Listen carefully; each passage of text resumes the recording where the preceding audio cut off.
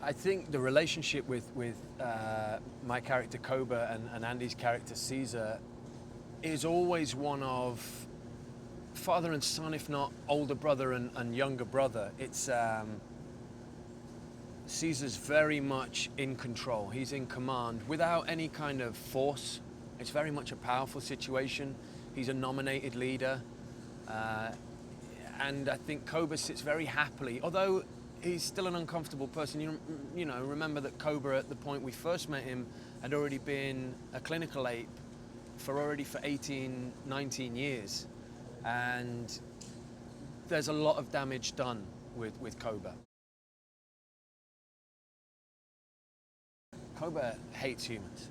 And it's not like, I mean, it's warranted.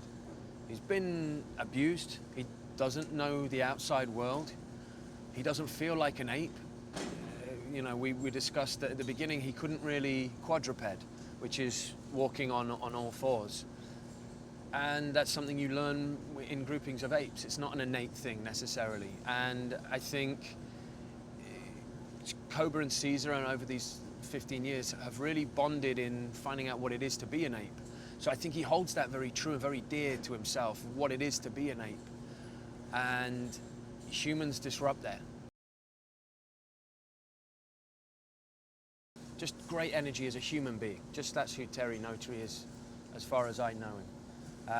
As a teacher, he's exquisite. He breaks it down so well that if you're doing something wrong, if you're moving your foot or your hip or your shoulder or your head or your neck, if everything's slightly off, he can replicate it. And that's very useful when basically you're learning from watching him anyway. He's really tapped into that.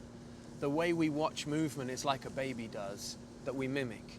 And he's learned it to the degree, he's so adept at doing it that he will say, you see, so you're walking like this, and actually how you need to walk is this, and it's incredibly useful. Working with Matt Reeves is a lovely experience. I really enjoy Matt. He is like an old-fashioned theatre director, you know? He does a lot of rehearsal, then does a lot of takes. I'm very used to sort of doing takes as kind of rehearsals and getting that performance out. Matt's dealing with two different performers. You know, he's dealing with the apes, who we come in and we're prepped because we've got to be apes all day. We're kind of already doing it at home, as I said before. The humans are actors, and every typical actor is just that, coming in and trying to find the performance, trying to find the part. It's unique all round. It's nice to work with someone like Andy's been the most influential for me on this. He's such a nurturing dude without ever letting you know that you brought under his... It's not a favor he's doing you. Hey, I'm going to teach you something. I learn from watching, and he always has great advice. He's always cheery.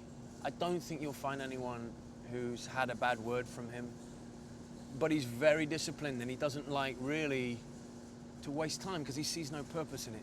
And so he's got that great balance. He's got that great balance of like a true man, you know, like great performer.